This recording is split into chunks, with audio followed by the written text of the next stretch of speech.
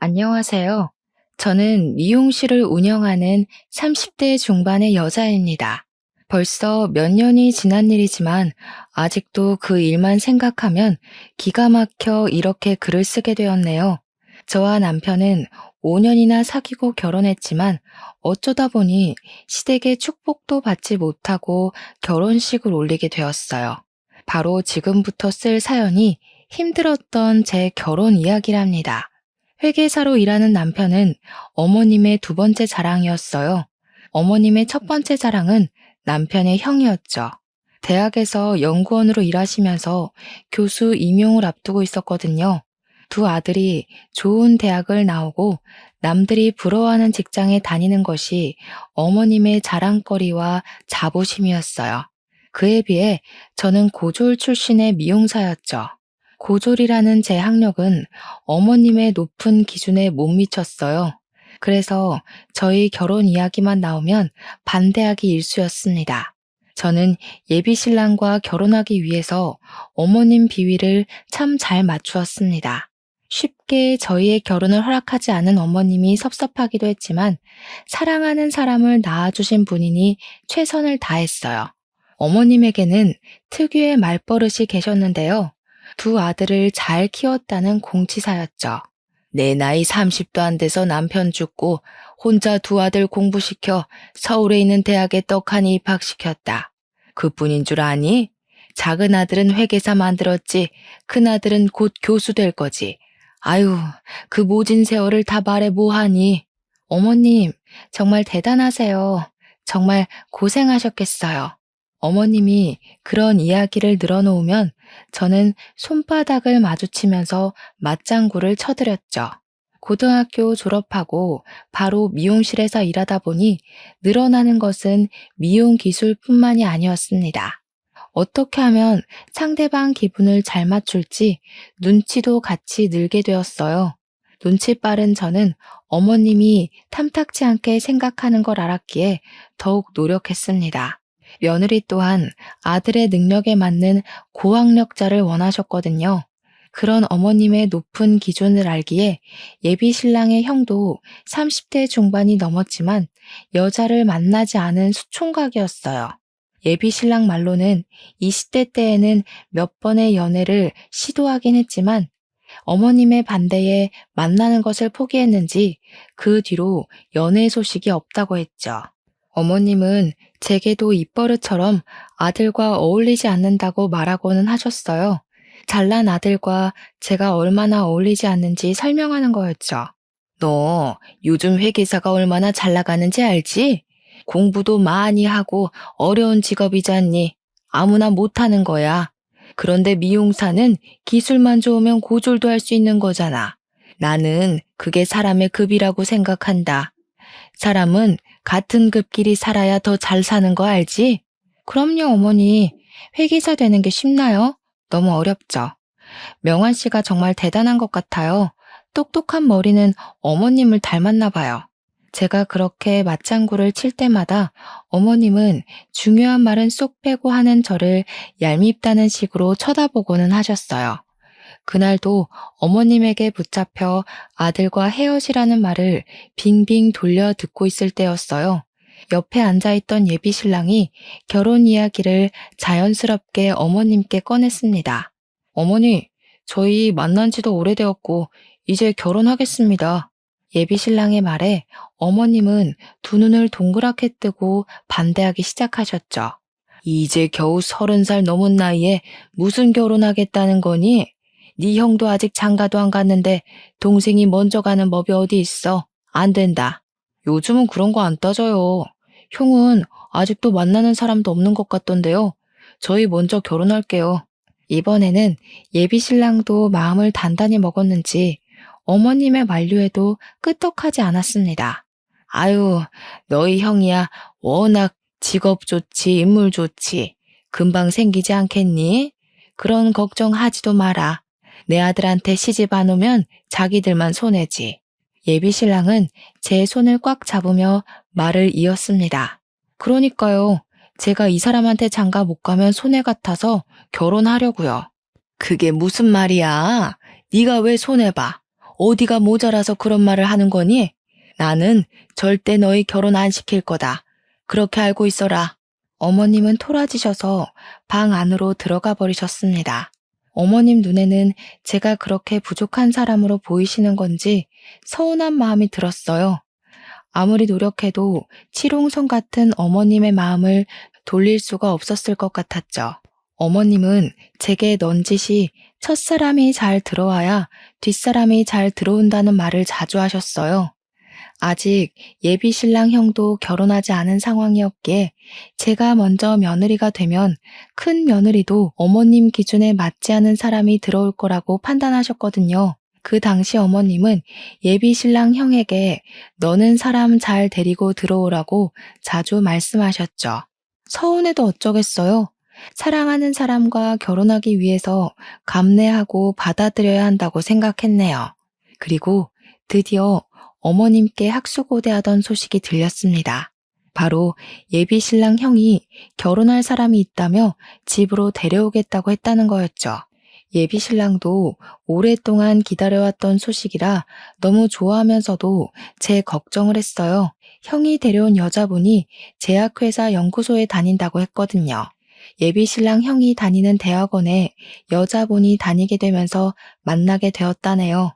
좋은 학력에 좋은 직장, 딱 어머님이 원하는 며느리감이었던 거죠. 그래도 오랫동안 혼자였던 예비 신랑의 형에게 짝이 생겼다는 이야기에 축하를 했습니다. 한 사람이라도 어머님 마음에 쏙 드는 며느리가 있으면 저희 결혼도 허락해 주실 거라고 생각했거든요. 두 분은 만난 지 얼마 되지 않아 결혼 약속을 하셨다네요. 예비 신랑과 저는 5년 동안 만났지만 결혼 허락도 받지 못했기에 두 분이 부러웠습니다. 그러던 중에 어머님께 전화가 왔어요. 너 이번 주 토요일에 우리 집에 올 수 있니? 큰아들이랑 결혼할 사람이 이번 주 토요일에 생일이라는구나.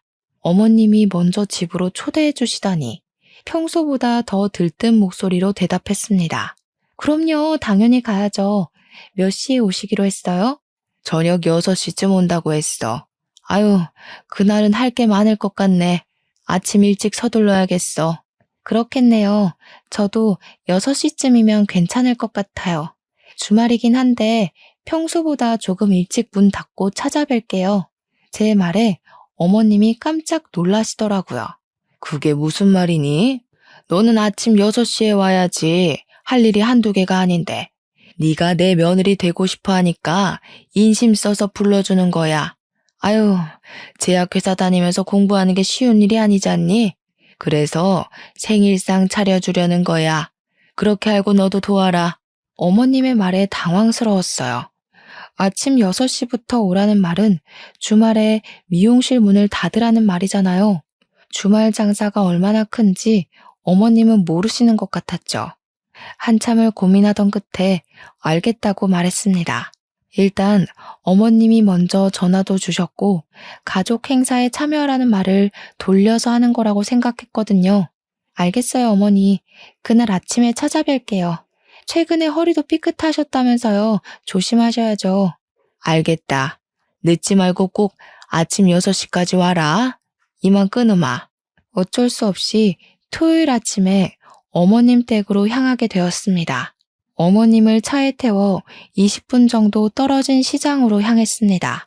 시장에는 이른 시간부터 사람들로 북적였어요. 미용실 특성상 예약하신 손님이 없으면 오전 10시쯤 문을 열었기에 이른 아침부터 활기찬 시장 모습에 놀랐어요. 대한민국 어머님들의 부지런함이란 정말 대단한 것 같았습니다. 어머님은 시장을 몇 바퀴나 돌면서 재료들을 꼼꼼히 살펴보며 구매하셨어요. 저는 짐을 들고 뒤따라 걸어가며 시장 안을 이리저리 둘러보았습니다. 정육점의 채소 가게를 돌아 조금 멀리 떨어진 수산시장까지 들려 장을 보셨거든요. 짐에 든 양손에는 이미 봉지들이 가득했기에 무슨 음식을 하실지 궁금해졌죠.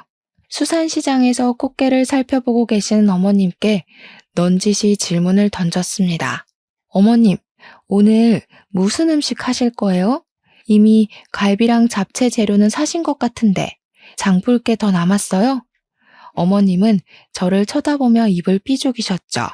그거 가지고 누구 입에 붙이니? 평소 먹던 거에 몇 가지 더 올려야 표가 나지.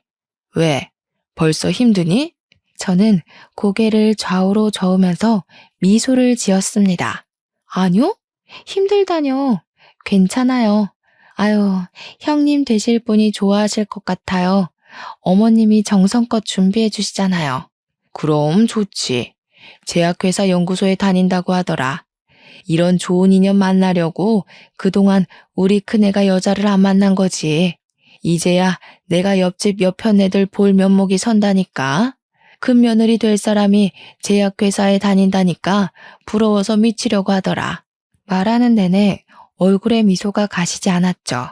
그동안 친구분들에게 면이 안 서셨다고 하셨어요. 친구분들 며느리는 다 대기업 출신이거나 사자가 붙은 사람들이라나요?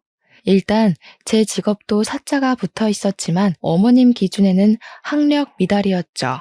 교양과 학식을 갖춘 분이라는 생각을 하니 오늘 처음 만나게 될 미래의 형님에 대한 기대감이 높아져 갔습니다. 어머님은 그 후로도 한참을 시장을 둘러보시다가 집으로 돌아가자고 하셨어요.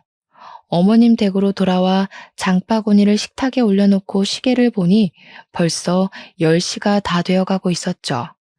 6시에 출발해 10시에 돌아오다니 발도 아프고 팔도 빠질 것 같았습니다.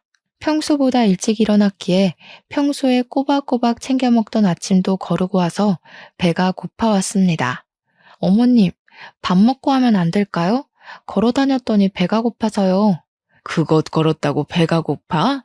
너는 온종일 서서 일한다는 애가 체력이 그렇게 약해서 일이나 제대로 하겠니? 재료 손질하고 요리까지 하려면 시간 없다. 참아봐. 맛있게 요리해서 저녁에 같이 먹자. 저는 순간 두 입을 크게 벌리고 말았습니다. 어머님 말은 점심도 거르겠다는 말이었으니까요. 속상했지만 입가에 어색한 미소를 띠며 재료 손질을 시작했습니다. 전도 부치고 갈비도 재워놓고 잡채도 볶으며 틈틈이 간을 본다는 핑계로 음식을 주워 먹었어요. 줄인 배를 채워 넣으니 달라붙은 등가죽이 펴지는 느낌이 들었죠. 한참 요리하고 보니 시계는 벌써 4시가 넘어 있었죠. 체력은 이미 바닥났는지 두 다리가 후들거렸죠.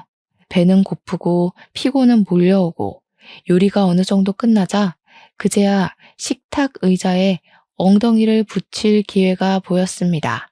제가 의자에 엉덩이를 붙이는 순간 제 뒤에서 어머님 소리가 들려왔어요. 넌 뭘 그렇게 앉아 있는 거니? 곧 있으면 손님 들어올 텐데. 빨리 가서 거실 쓸고 바닥 닦고 상표해야지. 서둘러라. 이러다가 손님 오겠다. 어머님 말에 바로 식탁 의자에서 일어나 거실로 향했습니다. 식구도 많고 음식 가지수도 많으니 거실에서 먹자고 하셨거든요.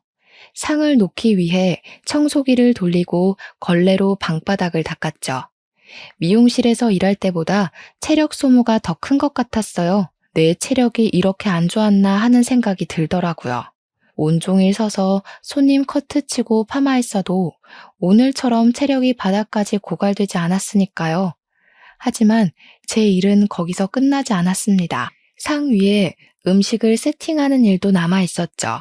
정말 기가 막히게 오전에 시작한 음식 준비와 상차림은 오후 6시가 거의 다 되어서 끝이 났습니다. 가장 먼저 도착한 사람은 예비 신랑이었죠.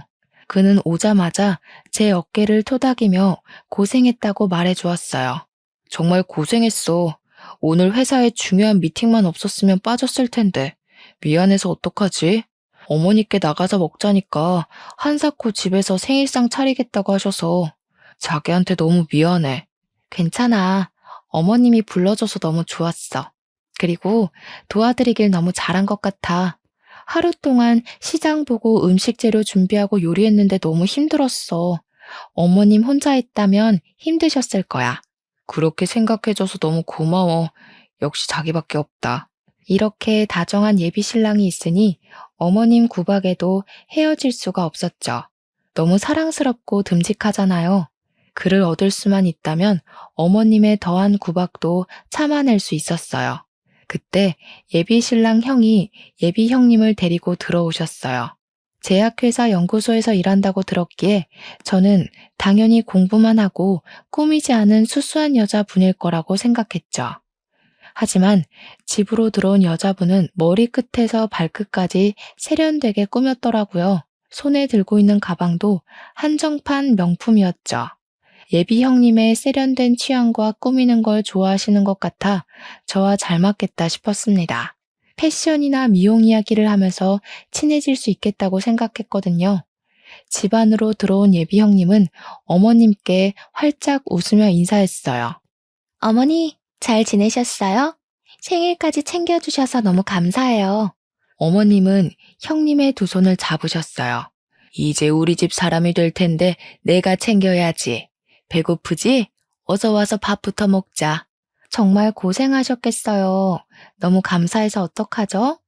회사 사람들도 시집 잘 간다고 부러워하는 거 있죠?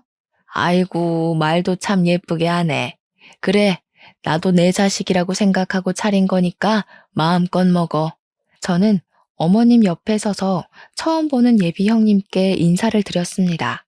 안녕하세요. 처음 뵙겠습니다. 명환 씨랑 만나고 있는 최민영이라고 해요.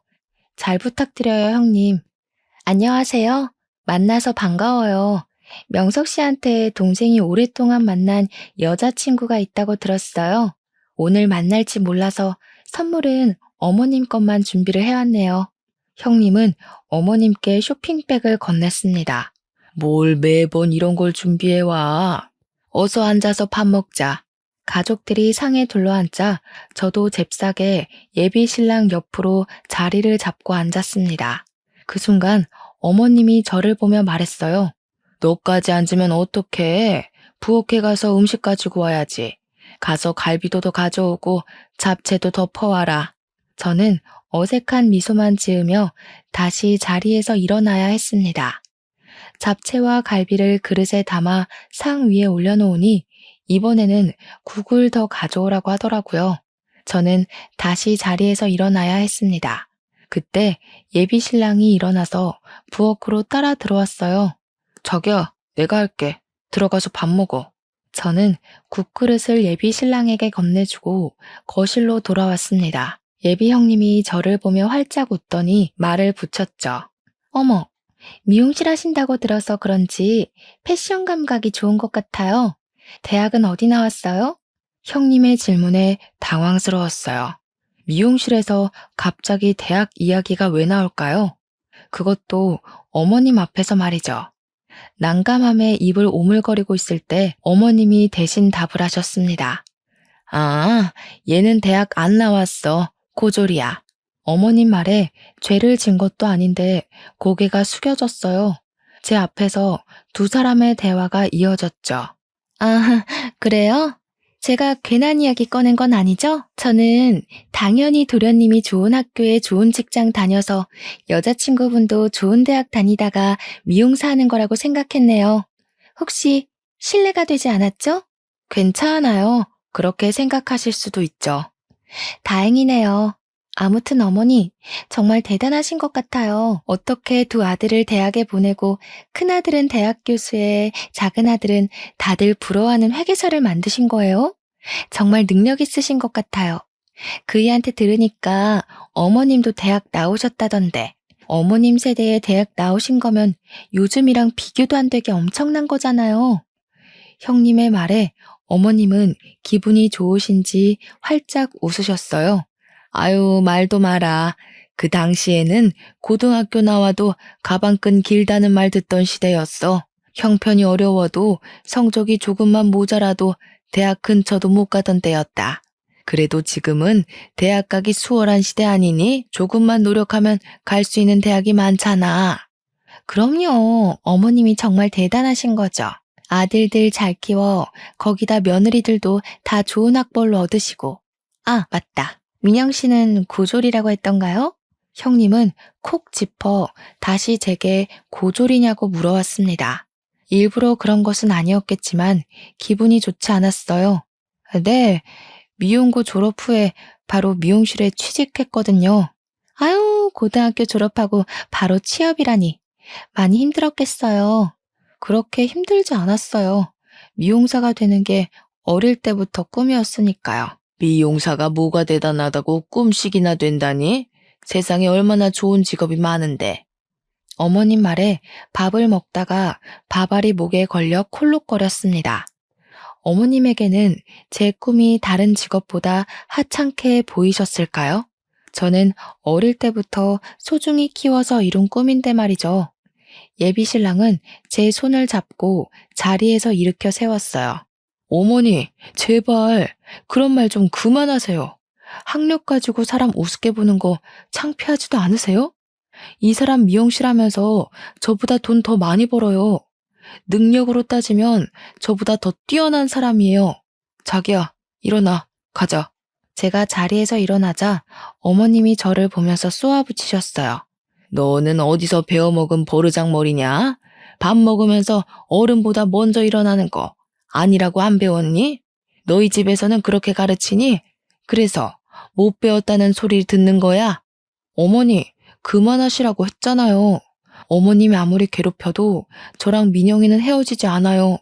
민영이랑 결혼 허락하지 않으시면 허락 없이 결혼하겠습니다. 예비 신랑은 제 손을 잡고 집을 나왔습니다. 저를 데려다 주는 내내 아무 말도 하지 않았죠. 예비 신랑은 평소에 조금 더 참고 기다리면 어머님이 저희 결혼을 허락할 거라고 저를 다독여 왔었어요. 형이 결혼하고 나면 저희를 받아들이실 거라고요. 새로운 식구가 될 사람 앞에서도 저를 향한 어머님의 구박이 이어지자 그의 인내심이 바닥을 드러내고 말았던 거죠. 저희 집에 도착했을 때 그가 제 손을 꽉 잡으며 닫고 있던 입을 열었어요. 민영아, 우리끼리 결혼하자. 우리 집 축하받으면서 결혼하고 싶었는데 그렇게 해주지 못해서 미안해. 그는 제게 청혼을 했습니다. 물론 어머님의 허락과 축하가 있으면 더 좋았을 테지만 그와 함께 할 수 있다면 아무 상관없었습니다. 나도 자기랑 결혼하고 싶어. 우리 예쁘게 잘 살자. 그는 저를 꼭 껴안고 한참을 등을 토닥였습니다. 그동안 서러웠던 마음이 한순간에 녹아내렸어요. 며칠 후에 예비 신랑은 꽃바구니와 선물 상자를 준비해서 저희 부모님 댁으로 찾아갔어요. 그는 어머님 허락은 받지 못했지만 저희 부모님 허락은 꼭 받아야 한다고 했죠. 저희 부모님도 오랫동안 예비 신랑을 지켜보았고 저희가 함께하길 바랬기에 흔쾌히 결혼을 허락하셨어요. 결혼 허락해 주셔서 정말 감사합니다. 민영이를 행복하게 해주겠습니다. 자네 믿고 내 딸 맡기는 거니까 잘 부탁하네. 오래 기다린 만큼 행복하게 해줘. 예비 신랑은 저희 부모님과 밤늦게까지 이야기를 하고 집을 나오며 제 손을 꽉 잡았어요. 자기 부모님까지 우리 결혼 반대하면 어쩌나 걱정했어. 그래도 한쪽 집이라도 축복해줘야 자기한테 내가 덜 미안하잖아. 나한테 미안할 게 뭐 있어. 우리 부모님은 자기가 나 빨리 안 데려가냐고 항상 물어보셨어. 자기를 얼마나 예뻐하는데. 부모님의 허락이 떨어지자 저희는 바로 결혼 준비를 하기 시작했죠. 친구들이 결혼 준비로 힘들다고 할 때 즐겁지 왜 힘드냐고 핀잔을 주었는데 막상 제가 하려니 정말 만만치 않은 일이었어요. 신혼집부터 예식장 혼수까지 할 것은 많지만 제 몸은 하나잖아요. 예식장도 여러 군데 다니면서 예식비를 비교하고 드레스 고르는 것도 다 품이 들어갔죠. 미용실이 한산할 때 잠깐 시간 내서 예약하고 준비를 하다 보니 더욱 쉽지 않았어요. 결혼 준비로 바쁜 시간을 보내고 있을 때 오랜만에 친구가 찾아오게 되었어요. 같은 중고등학교를 나온 친구였기에 서로 집 이야기도 속에 담아두었던 이야기도 편하게 하는 친구였죠. 친구는 결혼 축하한다고 선물을 들고 왔더라고요. 드디어 결혼하는구나. 축하한다. 명환 씨한테도 축하한다고 전해줘. 친구는 입가에 미소를 띄었지만 얼굴은 그늘이 져 있었죠. 무슨 일 있어? 얼굴이 안 좋아 보이네. 너희 오빠도 결혼한다고 하지 않았어? 결혼할 때 부르라니까. 친구는 길게 숨을 내쉬었습니다. 이제 내 얼굴만 봐도 알아? 우리 오빠 파혼했어. 예식장도 다 예약하고 집도 새로 알아보고 결혼식 코앞에 두고 갑자기 헤어졌다고 하는 거야. 그 여자분이랑 동거한다고 하지 않았어? 그러니까 잠깐 산 것도 아니고 2년 정도 살았거든. 그 여자랑 오빠랑 만났던 게 돈 보고 작정하고 만난 거더라고. 알고 보니까 그동안 오빠가 그 여자랑 살면서 생활비부터 그 여자 쓰는 돈까지 다 오빠 돈으로 쓴 거 있지? 친구 이야기를 듣고 깜짝 놀랐어요. 친구 오빠 약혼녀는 말로만 듣던 꽃뱀이었다네요. 친구가 들려준 이야기는 거기서 끝이 아니었어요. 정말? 그럼 두 분은 헤어진 거야? 오빠는 처음에 헤어지자는 말을 못 믿었는지 계속 그 여자를 찾아다녔나 봐. 그런데 그 여자가 오빠를 스토커로 신고까지 한 거 있지? 지금 우리 오빠는 말 그대로 멘붕 상태야. 알고 보니까 예식장 비용부터 결혼 비용 전부 오빠 돈으로 냈었대. 지금 어디 있는지 알기만 하면 내가 잡아다가 머리 끄덩이를 뜯어줄 텐데. 그런 여자라면 결혼 안 한 게 천운 아니야? 처음부터 안 만났다면 더 좋았겠지만 조상신이 도운 거네. 그렇긴 해. 알고 보니까 오빠가 처음이 아니었던 거 있지? 그 여자랑 헤어지고 어떤 남자가 집까지 찾아와서 그 여자 어디 갔냐고 찾았거든. 그 여자 다른 남자 사이에서 아이까지 있던 거 있지? 거기다 오빠랑 결혼 준비하면서 다른 남자 만나서 헤어진 거래. 정말 제정신 아니라니까. 친구 말에 경악을 금치 못했죠. 이미 다른 사람 사이에 아이까지 있으면서 친구 오빠한테 접근한 거였대요. 거기다 친구 오빠와 결혼 준비를 하면서 다른 남자가 생기자 바로 헤어져 버렸다는 거였죠. 친구는 한참을 하소연을 늘어놓고 좋은 일 앞두고 나쁜 말 듣게 해서 미안하다고 했죠. 저도 친구 오빠를 몇 번 봤기에 착한 사람이라는 걸 잘 알고 있었죠. 왜 성실하고 좋은 사람들에게 그런 불행한 일이 생기는 건지 안타까울 뿐이었어요. 저희 결혼식은 일주일 앞으로 다가왔지만 예비 신랑은 아직도 어머님과 화해를 하지 못한 상태였어요. 몇 번이나 어머님께 연락해보라고 넌지시 말했지만 하지 않았죠. 아무리 예비 신랑이 어머님과 연락을 하지 않는다고 해도 저까지 연락하지 않는 건 옳지 않은 행동 같았어요. 그래서 그동안 저는 꾸준히 어머님께 전화했었지만 받지 않으셨죠. 오늘도 아무 기대 없이 전화를 걸었어요. 어머님, 저 민영이에요. 잘 지내셨죠? 저 명환 씨랑 결혼해요. 허락도 없이 결혼하게 돼서 너무 죄송해요. 너 귀엽고 내 아들이랑 결혼하는구나. 명환이는 전화도 없더니 괘씸한 것들. 어머니는 아직도 화가 나 계셨어요. 저 혼자라도 찾아뵈야 했는데 못 가서 죄송해요. 어머님이 저희 결혼식에 오셔서 축하해 주셨으면 좋겠어요. 어머님은 아무 말이 없으셨어요. 수화기 너머로 들리는 건 어머님의 가는 숨소리뿐이었죠. 어머님, 꼭 오셨으면 좋겠어요. 기다리고 있을게요. 결국 어머님은 제 말에 대답 안 하시고 전화를 끊으셨습니다. 결혼식 당일 아침까지 시댁 식구들은 나타나지 않았죠. 신랑 혼주석이 텅 비어버릴 생각하니 남편에게 미안해졌어요. 어머님께 조금 더 잘했더라면 오시지 않았을까라는 생각 되었거든요. 어머님을 찾아뵈고 결혼식에 참석해달라고 할 걸 후회가 되었죠. 터벅터벅 신부 대기실로 들어가는데 어머님이 한복까지 곱게 차려입고 남편과 이야기를 나누고 있는 모습이 보였어요.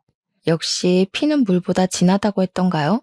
그 옆에는 아주버님과 형님도 와 계셨습니다. 자식 이기는 부모 없다고 하잖아요. 저를 며느리로 받아들여 주신 모습에 감사할 따름이었습니다. 그때까지는 저희 결혼식은 양가의 축복 속에서 완벽하게 끝나게 될 줄 알았거든요. 신부 대기실에서 예식이 시작하길 기다리고 앉아있을 때였어요. 대기실 앞에서 고성이 오가는 소리가 들렸습니다. 여자 둘이 싸우는지 목소리는 점점 커져가더군요. 시끄러운 소리에 밖으로 나가보게 되었죠. 그런데 제 친구와 형님이 서로 삿대질하면서 싸우고 있었던 게 아니겠어요? 뭐야? 당신이 왜 여기 있어? 누구를 꼬시려고 여기 있는 거야? 우리 오빠 돈 내놔. 우리 가족 다 바보 만들어 놓고 도망가? 우리 오빠가 당신 때문에 얼마나 힘들어했는지 알기나 해? 어머, 사람 잘못 보신 것 같아요. 저 아세요? 저는 당신 모르는데. 혹시 동서 친구인가? 수준이 딱 맞는 게 그런 것 같은데. 그 순간 친구는 형님의 머리를 쥐어잡고 흔들기 시작했습니다. 형님의 비명이 예식장 홀을 가득 채웠죠. 무슨 일이야? 일단 이러지 말고 말로 해. 형님의 머리를 흔들던 친구는 그제야 형님에게서 떨어졌습니다. 미안해. 나도 모르게. 이 여자를 보고 순간 화가 치밀어서 내가 말한 그 여자야. 우리 오빠를 씹던 껌처럼 단물 빠지니까 버리고 도망간 그 여자, 이 여자라고. 친구 말에 놀라 형님을 쳐다보았죠. 그때 어머님이 오셔서 머리가 엉망이 된 형님을 바라보셨습니다. 무슨 일이야? 왜 싸운 거야? 너 머리가 왜 흥크러진 거야? 그 순간 형님이 눈에서 닭똥 같은 눈물을 흘리면서 바닥에 주저앉았어요. 어머님은 형님을 토닥이며 달래기 시작하였죠. 저는 친구를 데리고 신부 대기실로 들어갔습니다. 지금 상황에 대해 이야기를 듣고 싶었거든요. 친구 말만 들으면 형님은 친구 오빠를 버리고 간 꽃뱀이었으니까요. 정말? 확실한 거야? 우리 형님이 너희 오빠 버린 거 맞아? 우리 형님이 확실해? 정말이라니까. 저 여자가 틀림없어. 내가 2년이나 봤는데 몰라보겠어? 그런데 형님이라니 무슨 말이야? 그때 어머님이 신부 대기실로 들어오면서 제게 사태질을 하셨습니다. 너는 어떻게 돼 내가 친구까지 그 모양이냐? 정말 좋게 보려고 해도 좋은 구석이 있어야 좋게 보지. 교양 없이 이게 무슨 짓이야?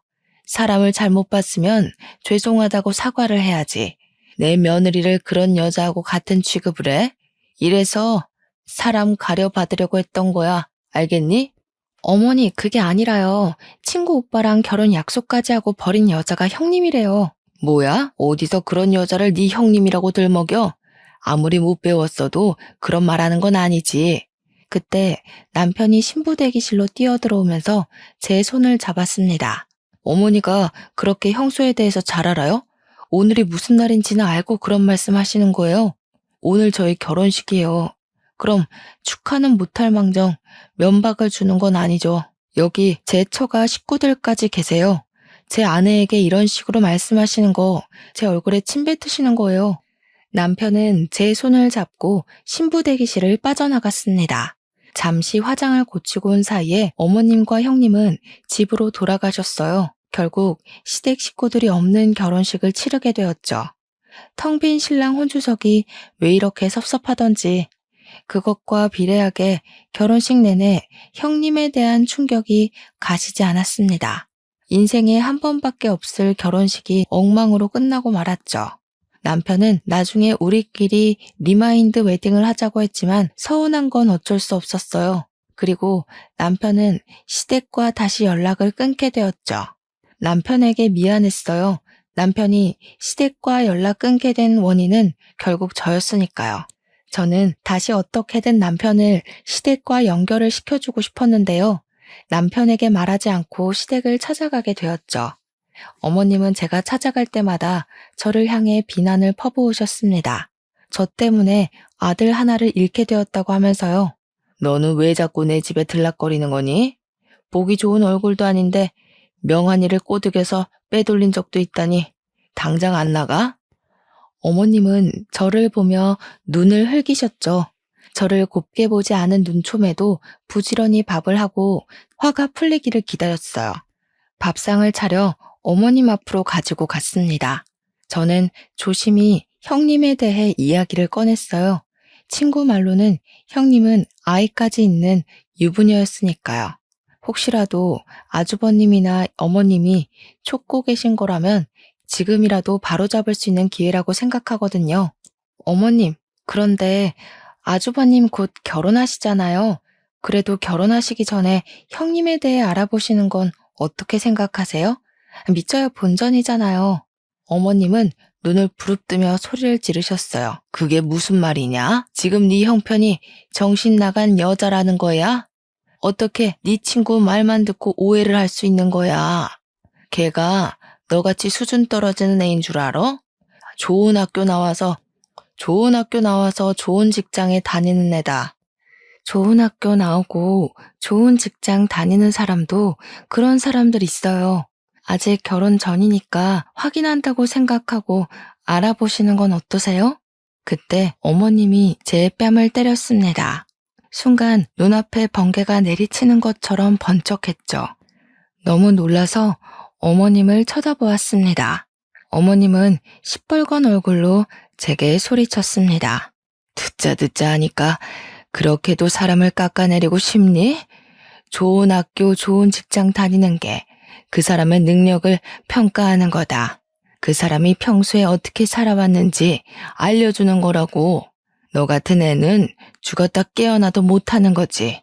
당장 나가, 꼴도 보기 싫으니까. 저는 붉은 뺨을 감싸주고 시댁을 나오게 되었습니다. 제 딴에는 걱정돼서 드린 말이었지만 손찌검 하실 정도로 기분이 나쁘셨던 걸까요? 서운하고 섭섭했습니다. 집에 도착했지만 어머님에게 맞은 뺨은 아직도 자국이 남아 있었죠. 현관문을 열기 전에 손거울로 붉은 뺨을 슥슥 비벼 문질렀어요. 그래도 붉은기는 사라지지 않더라고요. 어쩔 수 없이 조심히 문을 열고 안으로 들어갔습니다. 남편이 집에 먼저 와 있었어요. 한 손으로 붉은 뺨을 가리고 남편에게 다가갔습니다. 자기 먼저 와 있었어? 배고프지? 뭐 먹을까? 남편은 제게 다가오며 고개를 쭉 내밀었습니다.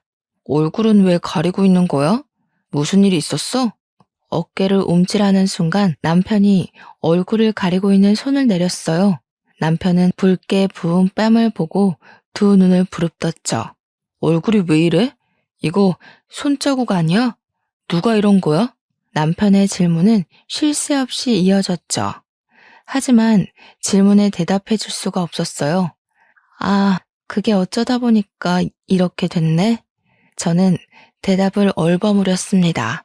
차마 어머님이 했다고 말 못하겠더라고요. 오늘 미용실 쉬는 날이잖아. 오늘 어디 다녀온 거야? 아내 얼굴에 붉은 손자국을 보고 어떤 남편이 진정하겠어요. 거짓말로 이 상황을 넘겨볼까 했지만 적당히 핑계도 생각나지 않았습니다. 남편에게 별일 아니라고 말해보았지만 남편은 집요하게 물어봤죠. 한참 실랑이를 하다가 결국은 이실직고하게 되었어요. 사실 오늘 어머님 댁에 다녀왔거든. 이야기 도중에 형님 이야기가 나와서 한번 알아보시라고 했는데 순간 남편의 얼굴이 커다래지더군요. 어머니가 당신을 때린 거야? 그 말했다고 당신을 때려? 남편은 아랫입술을 파르르 떨더니 집 밖으로 뛰쳐나갔어요. 남편과 시댁에 도착하자 아주버님과 형님이 어머님과 같이 식사를 하고 있었습니다. 어머님이 민영이 뺨 때렸어요? 말로 하면 되시지 왜 손찌검 하세요? 왜 하다니? 맞을 만한 짓을 했으니까 때렸지. 아무리 생각이 없어도 형님 될 사람을 그런 못된 여자로 착각하는 것도 모자라서 모함을 하는데 가만히 둬야 하는 거냐? 민영이는 형이 걱정돼서 한 말이잖아요.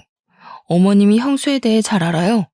결혼 전에 알아보라고 한 말이 그렇게도 거슬렸어요. 식탁에 앉아 식사하시던 아주버님도 그 자리에서 벌떡 일어났습니다. 너 말 조심하네? 지금 네가 무슨 말 하는지 알고나 있는 거야? 사람을 의심해도 적당히 해야지. 내가 사랑하는 사람에 대해 모른 채로 결혼하려 했을 것 같아? 재수씨, 저 사람한테 자격지심이 있는 거 아니야? 학벌로도 직업적으로 못 이기니까 친구 이용해서 헛소리 퍼뜨린 거 아니냐고. 지금 민영이가 없는 말 지어냈다는 거야? 형수한테 자격지심 느낀다고? 뭐가 부족해서 민영이가 자격지심을 느낀다는 건데 친구가 아이도 있다고 하니까 잘 알아보라고 말한 게 잘못된 거야? 사실도 아닌 일을 사실처럼 말하는 걸 허언증이라고 하는 거야. 순식간에 남편 주먹이 아주버님 얼굴에 내리꽂혔어요. 둘은 뒤엉켜 싸우기 시작했습니다. 어머님은 두 아들이 싸우는 모습을 보고 저를 향해 삿대질을 하셨습니다. 너 하나 때문에 우리 집안이 이게 뭐냐? 이제까지 한 번도 말싸움조차 안 하던 아이들인데 네 주둥아리 하나 때문에 내 아들이 싸우는 거 아니야? 이래서 내가 너를 싫어한 거야. 얼굴만 봐도 재수가 없으니까. 어머님이 보시기에 시댁의 모든 분란은 저로부터 시작하는 거였죠. 아주버님까지 저를 자격지심 덩어리로 보고 계실 줄은 생각하지 못했습니다. 제 딴에는 시댁 식구들이 불행을 겪기 전에 막아보자고 꺼낸 이야기였지만 더 큰 불행만 가져온 꼴이었죠. 저와 형님이 각자 남편들을 붙잡고 나서야 두 사람은 마주 잡은 멱살을 놓았습니다. 남편은 아직도 잔뜩 상기된 얼굴로 아주버님을 쏘아보았어요. 나 진짜 형한테 경고했어. 잘 알아보라고. 이 뒤에 무슨 일 생겨도 우리 탓하지 마. 끝까지 그런 말도 안 되는 소리 할래? 재수 씨랑 결혼했다고 너도 재수 씨 닮아가는 거야? 어디서 멍청할 말만 짓거리는 거야? 남편이 다시 아주버님에게 달려들려고 하자 저는 남편을 꽉 붙잡았습니다. 그만해 명환 씨. 우리 그만 가자. 제발 집으로 돌아가자. 남편은 아주버님을 보며 한참을 씩씩거리다가 제 손을 붙잡고 시댁을 빠져나왔어요. 돌아가는 차 안에서 퉁퉁 부은 남편의 얼굴을 보고 있으려니 속상했습니다. 어디서부터 잘못된 것인지 남편과 시댁 식구들이 다시 가까워지길 바라면서 그동안 꾹꾹 참고 노력해왔던 모든 것이 무너져 버렸어요. 그 뒤로 저도 시댁에 발을 끊어버렸습니다. 저로 인해 시댁에 분란만 생긴다면 더 이상 시댁 일에 개입하지 않는 것이 현명하다고 생각했죠. 어긋난 사이는 메꿀 수가 없었고 결국 남편과 저는 아주버님 결혼식에 불참하게 되었습니다. 남편은 가족 없이, 형은 동생 없이 결혼식을 치르게 된 것이었죠. 형님 내외가 결혼한 지 2달쯤 되었을 때였어요. 어머님이 먼저 제게 전화를 하셨어요. 너 오늘 쉬는 날 아니니? 와서 밥 좀 해라. 마당에 잡초 뽑다가 허리가 삐끗했는지 통 움직일 수가 없네. 온 김에 청소도 하고 가고. 몇 달 만에 전화하셔서 꺼낸 말이 시댁에 와서 밥하란 말이었습니다. 한참 고민 끝에 저는 어머님께 시댁에 가지 않겠다고 말했습니다. 형님 일로 조언했다고 뺨까지 맞고 다시 시댁 가서 밥을 할 수는 없었죠. 여기서 시댁과 더 이상 얽히지 않는 게 올바른 선택이라고 생각했어요. 죄송해요, 어머니. 이제 어머님 댁에 안 갈 생각이에요. 제가 가면 시댁에 분란만 일어나잖아요. 안 가는 게 좋을 것 같아요. 제 말이 끝나자마자 어머님의 고함이 핸드폰 너머로 들려왔습니다. 뭐야? 시어머니가 오라면 아무 말 없이 와야지. 뭐가 어쩌고 저째? 안 갈 생각이에요? 어머님, 죄송해요. 통화 오래 못할 것 같아요. 이만 끊을게요. 먼저 전화를 끊어버렸습니다. 그 뒤로 바로 어머님이 전화를 거셨지만 무시하고 받지 않았죠. 바로 다음 날 어머님은 형님을 데리고 함께 미용실로 찾아오셨어요. 두 사람은 가게로 들어오자마자 손님 머리에 파마를 말고 있는 제게 삿대질을 하면서 소리치셨습니다. 너는 시어머니 말도 안 끝났는데 어디서 먼저 전화를 뚝 끊니? 아무튼 못 배운 티를 내지. 교양 없이 시어머니가 아파서 누워있으면 바로 달려와서 밥하고 청소하고 해야지. 뭐? 다시는 안 가? 동서, 진짜 그러는 거 아니야. 어머님이 동서 부족한 거 알아도 며느리로 받아주려고 얼마나 노력하시는데 사람 성의를 그렇게 무시하면 안 되지. 형님까지 저를 향해 소리치는 모습에 어이가 없었습니다. 교양은 누가 없는 것인지 남의 영업장에 와서 고성방가라뇨. 교양은 두 분이 더 없어 보이시네요.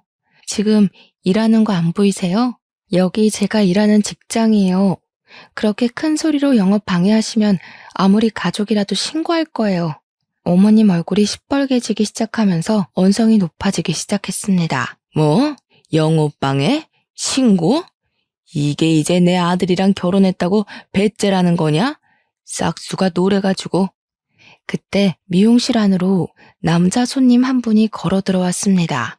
남자와 눈이 마주친 형님은 소스라치게 놀라며 소리를 꽥 지르면서 바닥에 주저앉았습니다.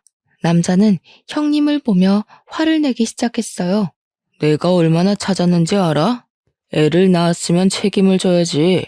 버리고 달아나면 내가 못 찾을 줄 알았어? 학교는 보내야 할 거 아니야. 내년에 학교 가야 할 나이인데 출생신고도 아직 못했잖아.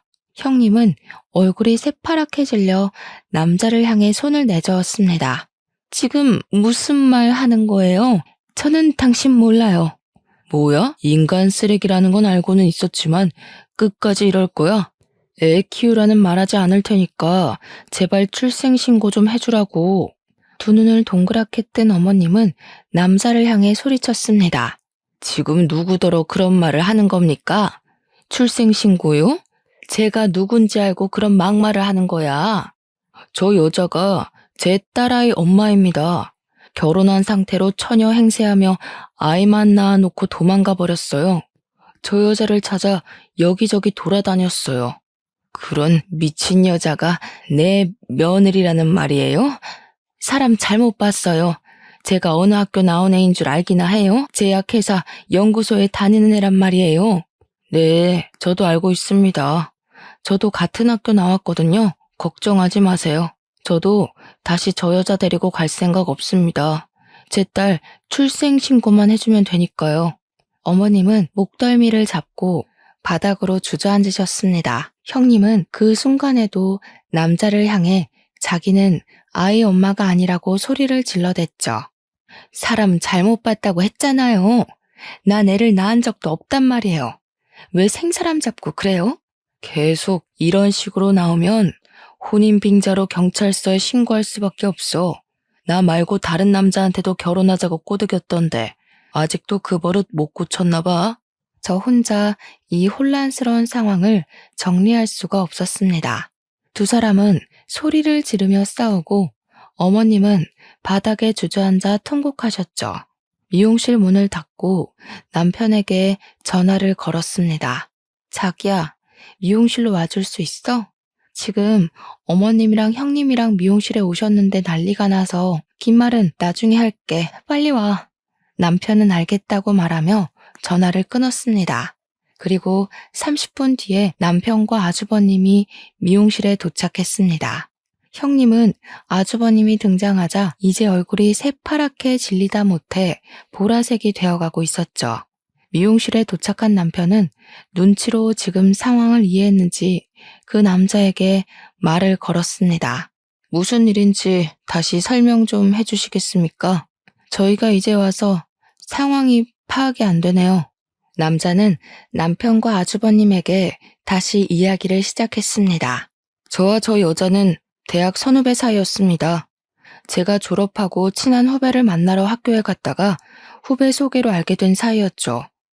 연인이 되고 동거를 하던 와중에 아이가 생겼어요. 아이를 낳고 출생신고를 하러 갔는데 아이 엄마가 혼인신고가 되어 있다고 출생신고를 못한다고 하는 거예요. 결혼한 유부녀였던 거죠. 이 문제로 따지자 아이만 남겨놓고 집을 나가버렸어요. 결국 아직도 제 딸은 출생신고를 못한 상황이고요. 순간 아주버님의 얼굴이 샛노래졌습니다. 그럴 리가요. 저 사람이 그렇게까지 인정머리 없는 사람일 리가 없어요. 말 못할 사정이 있었겠죠. 제가 여기까지 오면서 몇 명의 남자를 거쳐왔는지 아십니까? 모두 하나같이 비슷한 방법이었습니다. 결혼 전제로 만나면서 비싼 선물 받아놓고 남자 돈 떨어지면 사랑하지 않는다. 다른 사람 있다고 하면서 헤어지고 한둘이 아니었습니다. 남자 말에 형님은 아주버님을 붙잡고 애원하기 시작했죠. 여보, 저 남자 말 믿지 마. 다 거짓말이야. 그 남자들이 먼저 나 좋다고 선물 주고 쫓아다닌 거야. 난 정말 그런 적 없어. 나 당신 사랑하는 거 알지? 너는 정말 하나도 안 변했구나. 그 말 나한테도 했던 말 아니야? 전 남편이 스토커처럼 따라다녀서 무서워서 결혼해 준 거라고. 시끄러워. 알지도 못하면 입 닥치고 있어.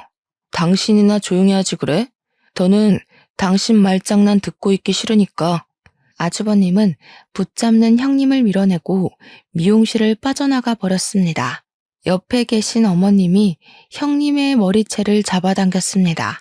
이 망할년이 내 아들을 뭐로 보고 접근한 거야? 이런 짐승만도 못하냐? 자기가 낳은 자식을 버려? 어머님, 왜 이러세요? 이러지 마세요. 저 남자 말 정말 사실이 아니에요. 그 입 다물지 못해? 어디서 못된 것만 배워서 내 아들을 홀려? 이런 못된 것은 버릇을 고쳐놓아야 해. 어머님은 형님의 머리채를 잡아 끌고 미용실 밖으로 나갔습니다. 저와 남편은 어머님을 말렸지만 어디서 그런 힘이 생기셨는지 떼어놓을 수가 없었습니다. 형님 머리채를 잡은 어머님은 욕짓거리를 퍼부으며 머리를 흔드셨죠. 못된 것, 그동안 얼마나 우리 집안을 우습게 봤으면 그런 짓을 해.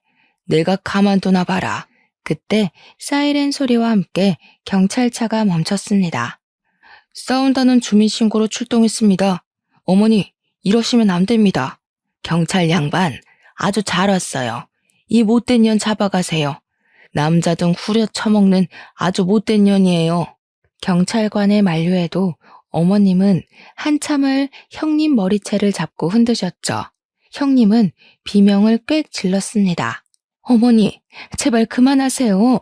이러다가 머리가 다 뽑히겠어요. 어머님, 일단 진정하시고요. 같이 경찰서로 가셔야 해요. 신고가 들어와서 일단 조사를 받으셔야 하거든요. 아무리 못된 사람이라고 해도 이렇게 머리를 죄다 뜯어놓으시면 어떻게 합니까? 그럼 내 아들이 인연한테 당했는데 가만히 있어야 한단 말이야? 진정하시고 일단 경찰서로 같이 가세요. 계속 이러시면 가중처벌 받으세요. 어머님과 경찰관의 한참 실랑이 끝에 형님 머리를 잡은 손에 놓으셨어요. 어머님의 손에는 시커먼 머리카락이 한가득 뽑혀 있었죠. 가중처벌? 왜 내가 받아? 가중처벌은 저 못된 년이 받아야지. CCBB는 일단 경찰서로 가셔서 따지세요. 보호자님도 같이 가주셔야겠습니다. 어머님은 아직도 흥분이 가시지 않으셨는지 경찰차에 올라타는 순간에도 숨을 몰아내셨습니다. 옆에 서 있던 남편이 보호자로 경찰서에 가게 되었죠. 남편이 집으로 돌아와서야 경찰서 상황을 들을 수가 있었습니다. 그 남자의 말이 다 사실이라고 하더라고요. 남자와 형님 사이에는 올해 7살 딸이 있었고 아직도 출생신고를 하지 못했다고 해요. 현행범으로 혼외자는 친모가 등록해야 한다고 하네요. 그래서 딸은 그동안 국적이 없는 무국적자로 살아야 했던 거죠. 딸을 학교에 보내기 위해 그동안 형님을 계속 찾아 헤맸다고 하네요. 형님이 친구 오빠처럼 이용하고 버린 남자는 좋기 5명은 넘는다고 했죠. 그 일이 일어난 지 며칠 뒤 제 친구에게 연락이 왔습니다. 야, 혹시 너희 가게로 어떤 남자 안 찾아왔어? 우리 오빠한테 너희 형님 이야기 했었거든.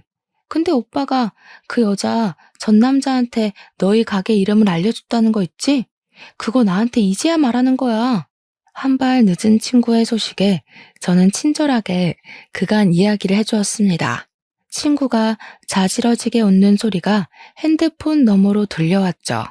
아무튼 잘 됐지. 너한테 형님 이야기 들었을 때도 찝찝했는데 그 남자 이야기 들으니까 정말 이건 아니다 싶었어. 아주버님하고 형님은 결국 이혼하게 될 것 같아. 아무튼 그 못된 년 콩밥을 먹여놔야 하는데 이혼으로 안 되지. 친구는 아직도 형님에 대한 악감정이 남아있는 상태였죠. 한참 형님 욕을 하고서 저와 전화를 끊었습니다. 그 일 직후 결국 아주버님은 형님과 이혼하게 되셨죠. 처음부터 몰랐으면 모를까 모든 진실을 알고 난 후 감당하기 힘드셨던 거겠죠. 남편 말로는 형님은 아주버님과 이혼 못한다고 버티고 있어서 이혼 소송으로 가게 될 것 같다고 했어요. 아주버님과 형님만 갈라선 게 아니었습니다. 저도 시댁과 갈라서기로 했죠. 남편에게 시댁 일에 더는 신경 쓰고 싶지 않다고 말했어요.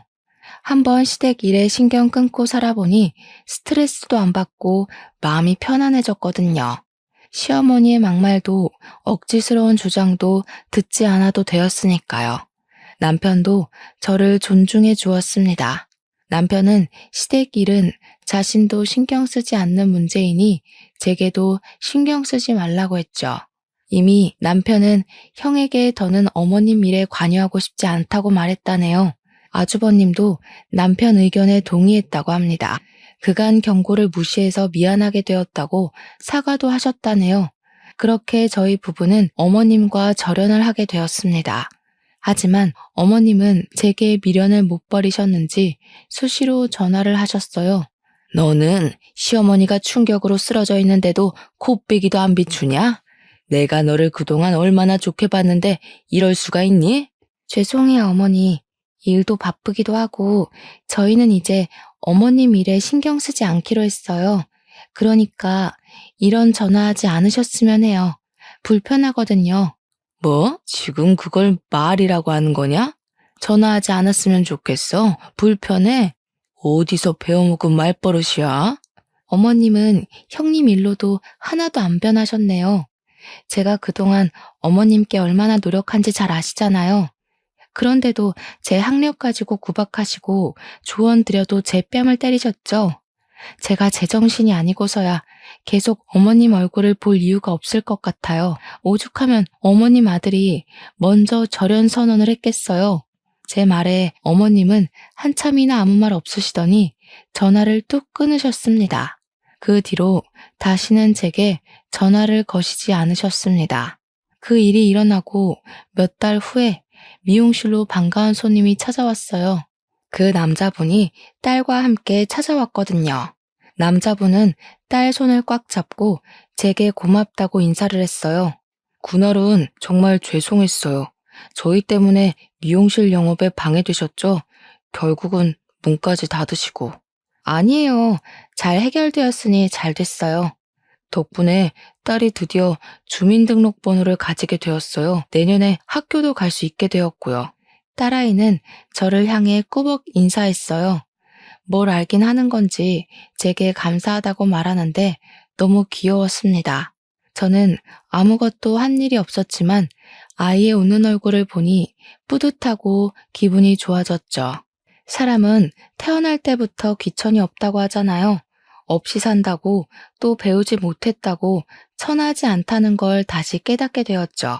언제든 딸 데리고 오세요. 꼬마 손님은 공짜로 해드릴게요. 남자는 고맙다고 인사를 하고 미용실을 나갔어요. 벌써 이 일이 있던 것도 5년이나 지났네요. 5년 동안 저희 부부는 시어머니와는 연락을 주고받고 있지 않고 있어요. 남편은 아주버님과 간단한 안부 정도는 주고받는 것 같긴 하지만요. 어쩌면 저보고 냉정하다고 할 사람도 있겠죠. 하지만 저는 그동안 최선을 다했다고 말하고 싶어요.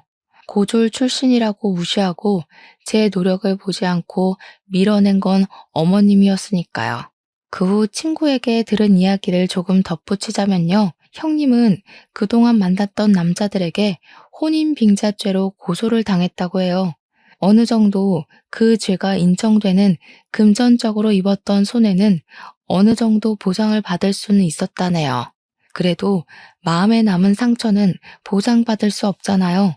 친구 오빠는 그 뒤로 가족들에게 비혼을 선포했다고 하더라고요. 그 후에는 누구도 형님이 무엇가 하고 사는지 모른다고 하네요. 직장도 그만두고 주위 사람들과 연락까지 끊어버리고 흔적도 없이 잠적해버렸죠. 짧은 제 생각으로는 다시 희생양이 될 남자를 찾아 헤매고 있지 않을까요? 평생 살아온 버릇을 고치긴 힘드니까요. 또 어떤 사람이 형님의 진실한 모습을 보지 못하고 희생될지 걱정이네요. 하지만 그 사람 또한 마음속을 보지 않고 화려한 것만 보려 한다면 또다시 형님에게 속게 되겠죠. 이만 긴 글을 줄여야겠어요.